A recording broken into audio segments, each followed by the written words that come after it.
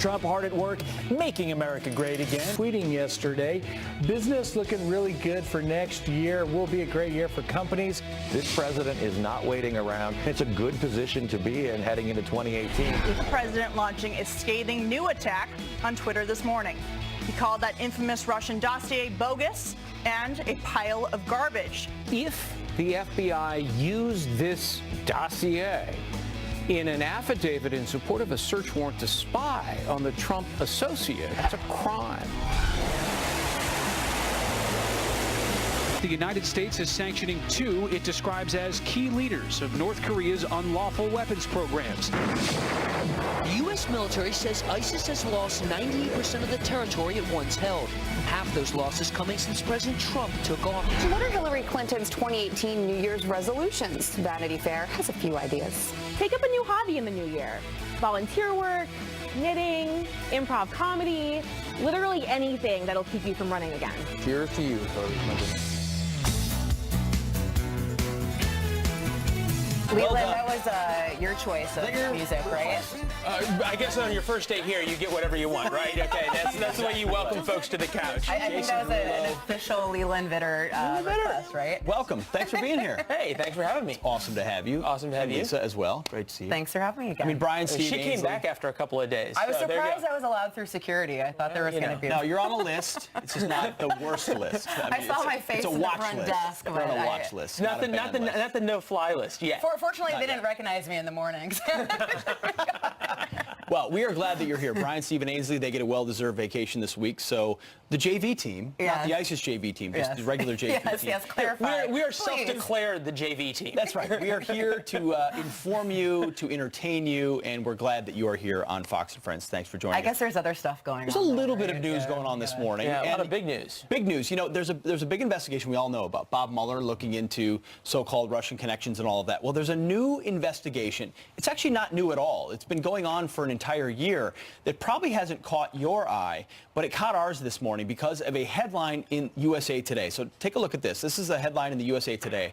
It says, "The quiet probe into Clinton email investigation could be a landmine for Bob Mueller." Now, this is an investigation that's been going on since January. It was actually started during the transition, before President Trump was inaugurated, by the DOJ, Department of Justice Inspector General. His name is Michael Horowitz. And they're looking at the FBI and Department of Justice review of the Hillary Clinton investigation. So they've talked to Loretta Lynch, they've talked to James Comey, and it's been very exhaustive over the course of a year.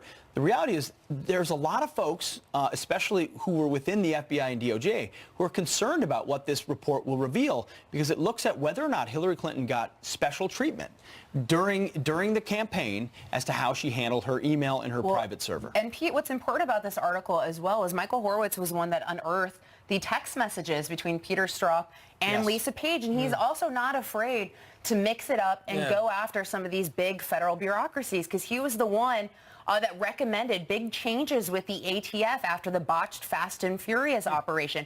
He's also the one that went after the DEA when they were caught up in the prostitution scandal in Colombia with prostitutes who were paid for by drug cartels there. So he's not been afraid to go after the federal government. He's not been afraid to shine that light and get some clarity there. So it's going to be really interesting to see what he does here and what he unearths. Yeah. Dare we say we have finally found, perhaps maybe even, an honest man in Washington, and that's where Representative Francis Rooney, one of the very few, I would say, really fine and honest men in Washington, certainly on that list. This is what he had to say. I would like to see the directors of those agencies purge it and say, look, we've got a lot of great agents, a lot of great lawyers here. Those are the people that I want the American people to see and know the good work's being done, not these people who are kind of the deep state. Language like that, Congressman, purge the Department of Justice? Well, I think that Mr. Strzok could be purged, sure. Of course, referring there to the FBI agent with all of his text messages about a insurance policy against Hillary Clinton. And you noticed that MSNBC anchor, when she came back, the best she could do is take issue with his language, not with his facts. But isn't that the broader problem here, is the fact that the media is not concerned? Can you imagine going back to August 2016, if we had found out and the media had found out that these FBI agents had text messaged about an insurance policy against Hillary Clinton as opposed to President Trump, we would not live this down. Remember how much of a big deal they made out of finding out that a Russia troll farm had funded $100,000 in Facebook ads? I've worked in politics. That is a drop in the bucket. Acting like that somehow swayed the election is insane. But they ran that story as if that was the game changer for the election. Can you imagine how they would cover this if it was over Hillary Clinton instead of President Trump? Well, you talk about stories you cover that are a game changer. How about the Russia story, which was, well, if you turn on any other channel on this island, it will be Russia, Russia, Russia almost all morning long, which led some to believe that maybe that overinflates the influence Russia has had. Well, Samantha Vinograd, she's a national security analyst over at CNN, which the president calls very fake news, had a different take on how you help Russia. Take a listen. Is a key part of the fair and transparent legal process that defines our democracy. So every time the president tweets against the FBI or tweets against the Department of Justice, he's making the Russians' job a lot easier. Okay, so when the president tweets about political corruption potentially at the top of the FBI and DOJ, he's helping Russia. But when Democrats say that Russia is behind everything influencing our democracy, they're not overinflating Russia. No, and who could possibly be upset about helping Russia? Wasn't it Hillary Clinton who had the reset button for Russia back in 2004? Sure. Her boss was the one who said, I'm going to have a lot more flexibility after the 2012 election. Well, they're also the folks that, wasn't it Barack Obama that said to Mitt Romney, the 1980s called, they want their foreign policy back? I mean, they have a very conflicted view of Russia, and now that they think Russia, well, they believe, they conspire that Russia colluded with the president to win the election. Now Russia's involved with everything. Well, also, moving on with Hillary Clinton, so there's this Vanity Fair article, or video rather, that shows staffers. Favorite I love it. Please, will the book tour continue? I want more. With champagne, smugly suggesting to Hillary Clinton some New Year's resolutions that perhaps she should invest in. So take a look. It's time to start working on your sequel to your book, What Happened? What the hell happened? Get someone on your tech staff to disable autofill on your iPhone so that typing an F doesn't become Form Exploratory Committee for 2020. Take up a new hobby in the new year. Volunteer work, knitting, improv comedy, literally anything that'll keep you from running again. To finally put away your James Comey voodoo doll. Now, we all know you think that James Comey cost you the election, and he might have, but so did a handful of other things. It's a year later, and time to move on. So cheers to you, Hillary Clinton. Cheers to you, Hillary. So just so it's clear, these are former Hillary Clinton for president staffers giving a toast to their former candidate. Not as friendly as you might expect from Vanity. I think it was Mark Twain who said that humor is the good-natured side of truth, right? It wouldn't be funny if everybody wasn't sort of thinking, gee, maybe we want to keep her from doing this again. No, I've got an idea. How about we ask you guys at home to send us what your New Year's resolutions are for Hillary Clinton?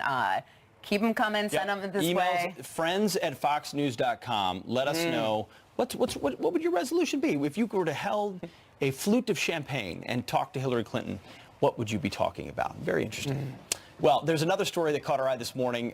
There's a tree. You know about it, Leland. Yeah, exactly. This is the White House that has been there for 200 years. A big, beautiful tree. Big, beautiful tree. It's at the South Portico. You often see it when President Trump walks out from the South Portico to get on Marine One. It's right where the press stands. Sure. Under the tree. Huge tree. The tree is dying, and Melania Trump, as the First Lady, sort of who oversees the White House grounds, agreed with the National Park Service and ordered the removal of that near 200-year-old tree. And the headline, because it was dying, followed the advice of the groundskeepers at the White House who keep the place absolutely immaculate. Sure. And check out all of the headlines. Newsweek, Melania Trump ordering the removal of a near 200-year-old tree from the White House. Wall Street Journal, exclusive, iconic White House tree to be cut down. There's another way to look at this. Imagine if Melania Trump saves tree that then falls over and wipes out White House press corps. Well, that was what you pointed out. That's where the White House press corps stands. So she's actually doing them a favor so that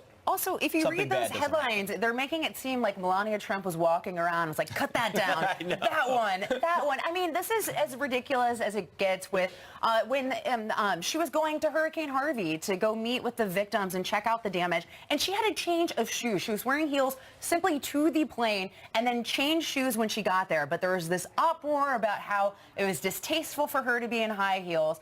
All this ridiculous. And newsflash, ask any woman in America, and Jillian as well, who we'll talk to in a second, ask any woman across the country. We all bring a change of shoes. These are props. I wear flats every day of my life. I don't wear heels. So the coverage was just insane. Well, the bias is clear and unfair. it's exposed.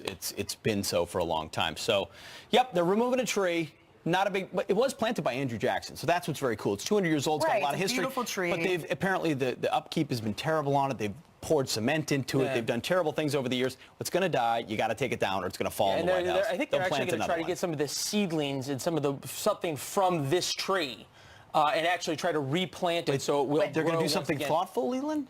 But you guys... No, they're cutting it down, and they're adding to our carbon footprint. Right. That's all Melania that's Trump happening. doesn't get the credit for that part, though. That's the National Park Service that's doing that. Now the media is going to have to deal with the tree planted by President Trump, a legacy that will live on. Now to Jillian Mealy for today's news. I don't know. I wear heels every second of every day. I don't know what you're Jillian's talking a better about. woman than I am. You're on the golf course. Yes, even when I'm golfing. Just kidding. No, but I am with you on that 100%. All right, let's get you caught up on your headlines on this Wednesday morning. A plane well on its way across the world forced to turn around when a passenger gets on the wrong plane. Pilots flying back to Los Angeles 4 hours into the 11-hour journey to Tokyo. Model Chrissy Teigen and her husband, singer John Legend, were on board, documenting the trip on Twitter, writing, "They keep saying the person had a United ticket. We are on ANA." So basically, the boarding pass scanner is just a bedupe machine that makes bedupe noises that register to nowhere. Teigen later tweeted that 4 people were detained. Airport police say everything's been straightened out, but I'm sure there were a lot of angry people.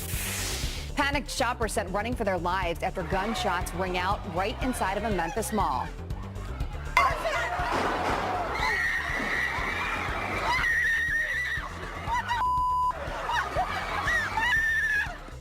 Jeez, at least 3 people were shot after some sort of fight. They should all be okay. 4 people were taken into custody. Final preparations now underway for New York City's iconic New Year celebration. Today, nearly 3,000 Waterford crystals will be placed on the famous Times Square ball. New York City police also preparing with unprecedented security to keep 1 million spectators safe. Thousands of officers will patrol hotels, monitor truck rentals, and close parking garages. The city has had 2 terror attacks since Halloween. That's a look at your headlines. I will send it back to you guys. Thanks, Jillian. Thanks, Jillian. All right. A lot of new evidence coming out of North Korea that they could be prepping for biological warfare. Remember that escaped soldier from the rogue regime? Well, now we're hearing he may be immune to anthrax, what that could mean. I'm not immune to anthrax, that's for sure. Something going on there. Plus, a United passenger says the airline gave her seat away to Congresswoman Sheila Jackson Lee. This morning, the Democrat responds. She says, oh, well, remember that North Korean soldier who defected to the South? He may be able to prove the rogue regime is preparing for biological warfare. That's right. The man reportedly has antibodies to anthrax, spurring concerns that the deadly bacteria has been weaponized. All right, here to explain, Director of Defense Studies at the Center for the National Interest, Harry Kazianis. Harry, good to see you. What do you make of this? Probably nothing good. Well, I guess when it comes to North Korea, I'm pretty much out of shock these days. There's nothing that the Hermit Kingdom does that surprises me anymore. The interesting thing about this, there's only a few ways that this soldier could have gotten anthrax antibodies in his system. One possibility, if he worked on a farm, it would be rare, but if he came in contact with an animal that had anthrax, that's possible how he might have got the antibodies, overcame an infection. He could have been immunized against anthrax, but that doesn't make much sense because the United States or South Korea doesn't have anthrax weapons. Those have been banned since the 1970s. So the other possibility, which is I think much more intriguing, is that he was maybe somehow part of, the North Korean biological weapons program, could have become accidentally infected. There's just a lot of mystery in this that we just don't know. But Harry, the South Korean military has they don't have an anthrax vaccine. So, I mean, if you look at it at its face, could they not be involved in biological warfare, making sure their folks are not infected by it, and they could use it potentially in a conflict? This is the real scary thing. You know, we've spent really, months and years talking about North Korea's nuclear weapons, but we don't talk that much about North Korea's other weapons of mass destruction. We have to remember the North Koreans have potentially as much as 5,000 tons of chemical weapons. We're pretty sure they have a biological weapons program. Actually, on Monday, when the National Security Strategy came out, it pretty much said that North Korea had a biological weapons program. It sort of took the facade off that as if it hadn't existed. It seems like it's a very real thing at this point. And in a war, when you put all three of those things together, millions of people could die. So it's very scary. Yeah, and they already have the delivery systems certainly for the chemical weapons, the VX and the sarin gas. They have all those artillery shells just on their other side, the north side of the DMZ, to rain down on Seoul. What about the U.S. troops? 28,000 U.S. troops there in South Korea. Their families there as well. Millions of American expats there. Any protection they have against either the chemical threat or the biological threat? Not much, to be honest with you. I mean, we have different suits that our military can put on to protect themselves, but they get very hot, very sticky. You can't really have them on for a long period of time. So, this is really a challenge that, I think we keep forgetting about. I mean, even if just one of these warheads armed with anthrax were to land in Seoul, that's 25 million people that would head for the exits, and it would be a terrifying problem. It would be really scary. Well, Harry, I mean, we're going to talk later on the program about this threat from North Korea. Is this part of the reason why dealing with this rogue regime and their nuclear capabilities is so difficult, that the multitude of scenarios are terrible? I mean, you look at the nuclear threat, but you look at the biological and chemical, what that could do to populations. If you're factoring that into whether or not you take on the regime, it makes it so much very complicated. Well, this is why when it comes to military options, North Korea is the land of lousy options. And I really feel bad for President Trump because he's inherited a problem where there is no quick and easy solutions. Back in 2013, I did a war game where we assumed in 2020 that North Korea had ICBMs that could hit the west coast of the United States. And that war game, 8 million people died. So this is how bad this problem can get. And I think it's great to see that the president has really embraced a containment strategy. I think our best option here is really to use what I call a Python strategy. Strangulate the North Korean economy. This way they can't keep building more of these weapons. Wow. No good options. You're right. Harry Kazianis, thanks for joining us this morning. We appreciate it. Thank you. All right. Well, pop quiz. What do Gandhi and New York City's super liberal mayor, Bill de Blasio, have in common? Everything. Just ask Bill. All right, and he put a new twist on a Garth Brooks hit with friends in safe spaces. But evidently not everybody's laughing. Pete thought it was funny, not everybody else. The comic behind the video joins us live with a new backlash that even he says he never saw coming.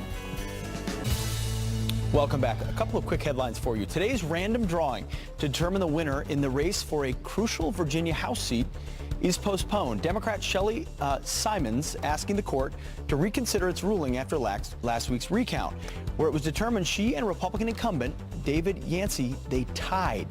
Simmons briefly had the lead by 1 vote, but judges ruled 1 ballot was invalid. Wow. And from drawing names to dropping them, New York City Mayor Bill de Blasio now comparing himself, modestly, to Gandhi.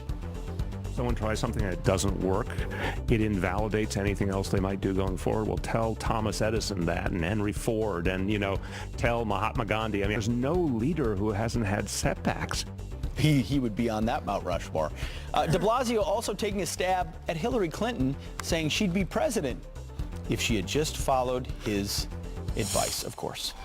Well, a parody song called Friends in Safe Spaces went viral earlier this year, and then one of the comics behind it came on Fox and Friends to talk about it. Remember this?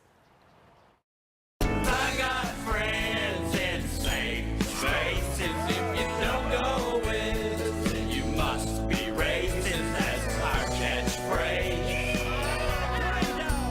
Where's my latte? You know you're going to offend a lot of liberals, right, Steve? Oh, thank you. But then came the backlash. He did offend a lot of folks. Comedy clubs have even turned him and other conservative comedians away from performing. Steve joins us now to share what happened to him. Steve Mudflap McGrew, thank you for joining us. So you released this song. You're a comedian. You observe things and make people laugh about them. You observe our culture and what's happened with safe spaces and others, and you said it's had a backlash against you. Explain.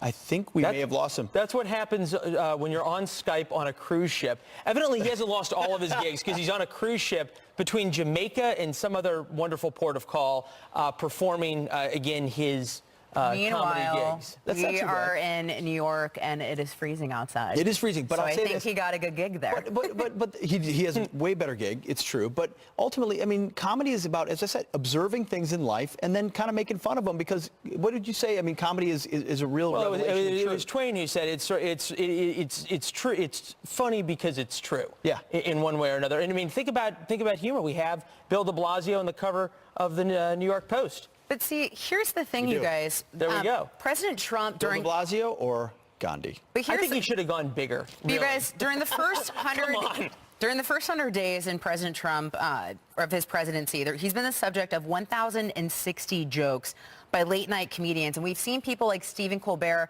and Jimmy Kimmel, whose ratings have increased significantly when they've made politics a centerpiece of their stick.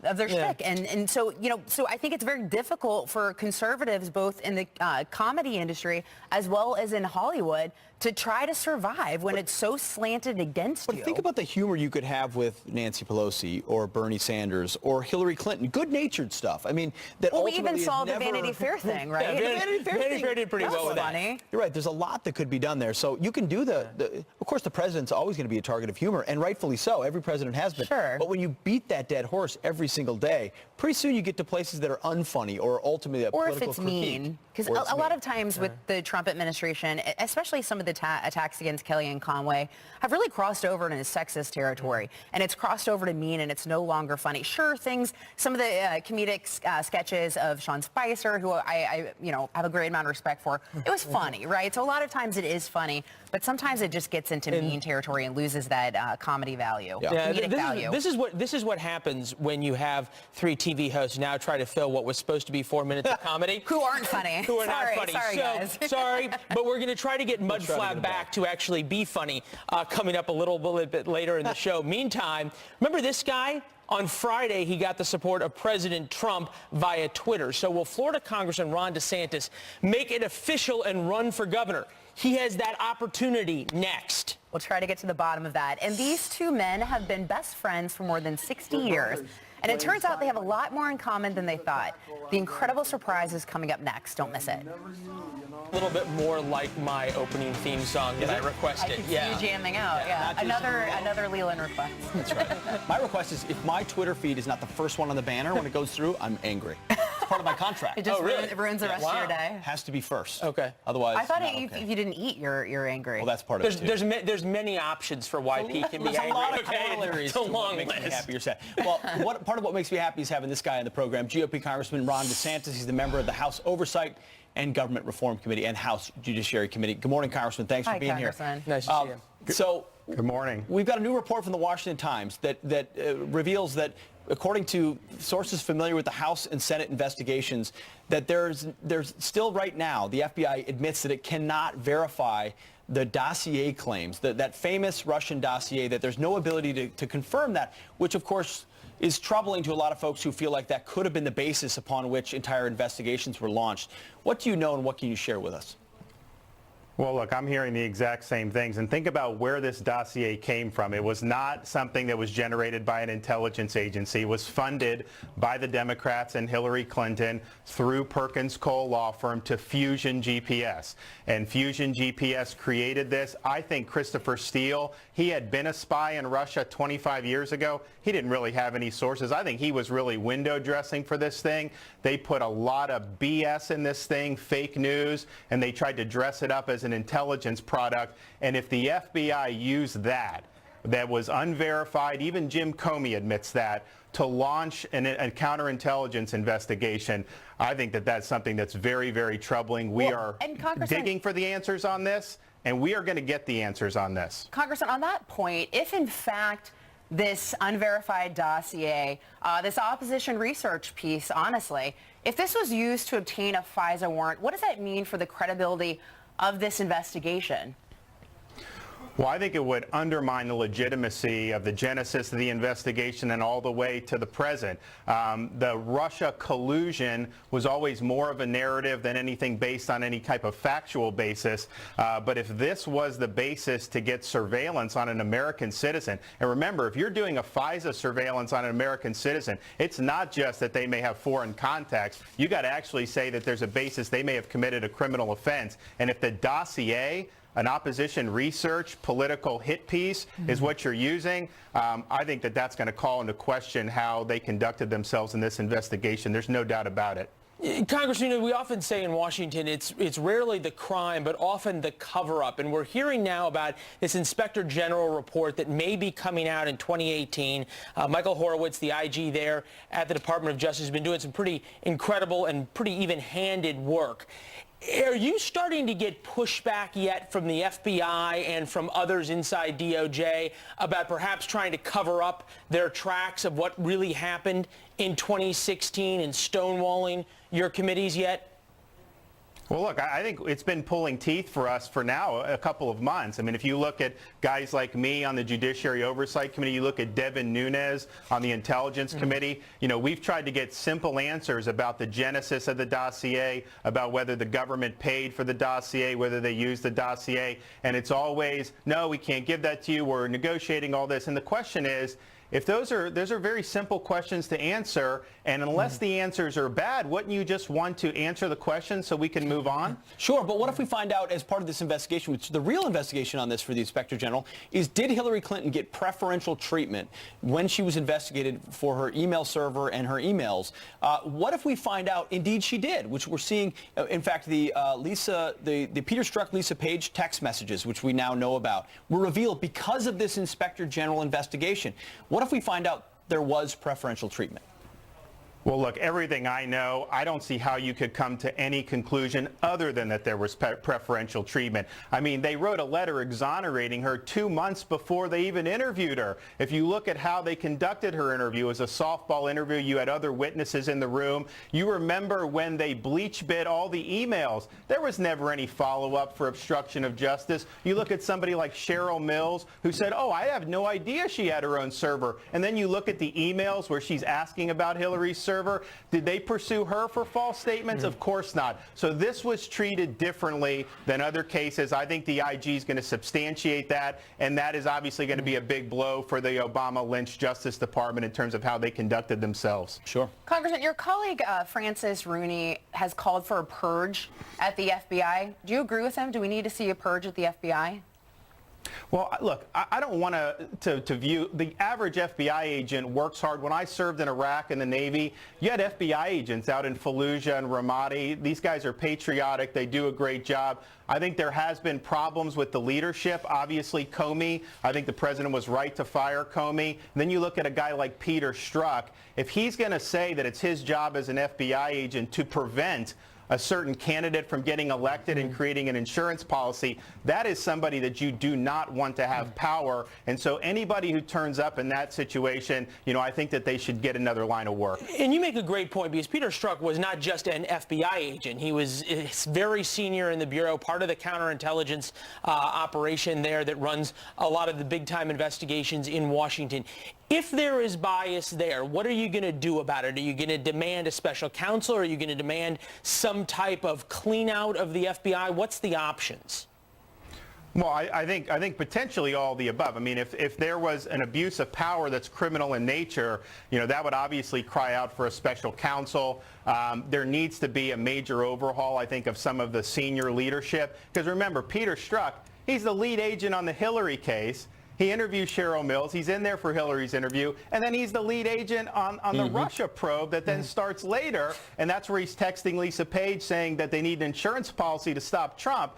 So who else was he dealing with? I think we did get some good news that Andrew McCabe, the deputy director, is going to move on. I think that needs to happen. I think we need a new deputy in there. And so this stuff, sometimes it's slow to happen. But I do think you are seeing some change. And I think this report can really help us, you know, fix these agencies. We will find out. Well, Congressman, a tweet went out on Friday. I'm not sure if you saw it, to make sure our viewers saw it. It said Congressman Ron DeSantis from President Trump is a brilliant young leader, Yale and then Harvard Law, who would make a great governor of Florida. He loves our country and is a true fighter. Now, previous to that, you had spent time with the president.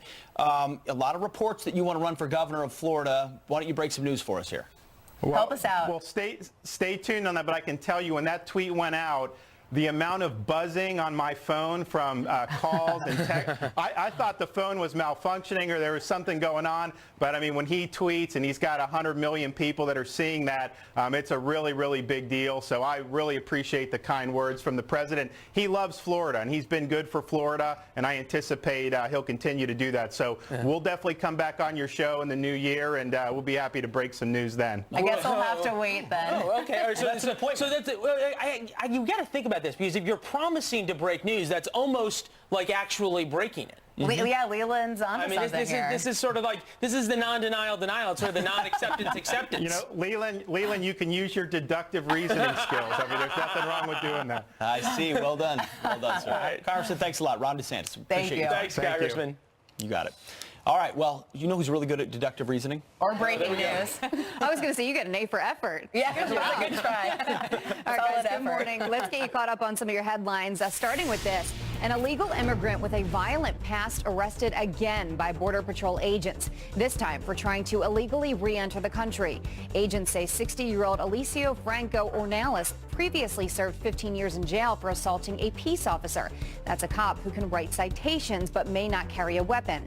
He was detained in the same area of Texas where border agent Rogelio Martinez was killed from traumatic head injuries last month.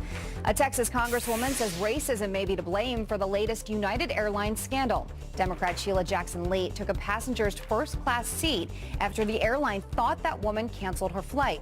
United says Jackson Lee was first on the list for an upgrade, but the angry passenger suspects her job got her special treatment. Jackson Lee fighting back against those claims, tweeting that the passenger got upset because Lee was, quote, an African-American woman, seemingly an easy target.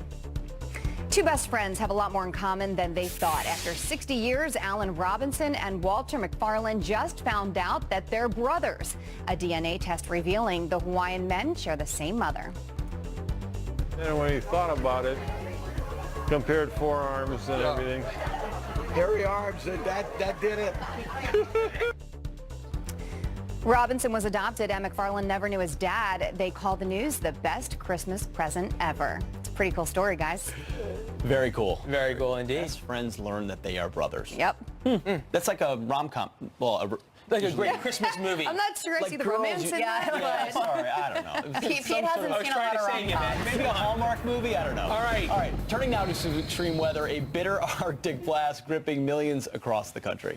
In parts of New York and Pennsylvania could see up to 6 feet of snow after a winter storm dumped a record 34 inches on Christmas Day. And meteorologist Adam Klotz live in studio tracking the weather system with many, many reasons to stay in all morning and watch us. Yeah, mostly. It's so cold out there. We've got wind chill warnings from Maine stretching all the way back into the northern plain states at this point. The wind, the cold air, these are the current feels like temperatures across the country. -1 in Boston, but it gets only colder as you head into the plain states, the northern plains. Feels like -20 in Chicago, feels like -30 in Fargo, North Dakota. I can drill you in there a little bit tighter, and these are the actual current temperatures, so down below -10 to -20, absolutely area-wide.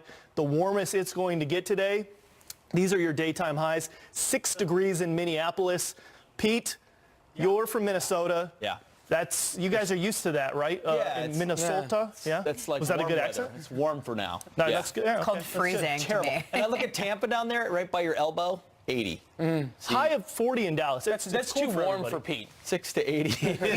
We could take class outside to Tampa. It's true. Exactly. Kids, dress up before you go outside. All right, and you don't need a reason to stick around. So cold, don't go outside. But coming up, the president's fight against fake news is one of the biggest battles of the political year. So what will it look like in 2018? Tammy Bruce looks into the future. Plus, a key veterans health care program is about to run out of money.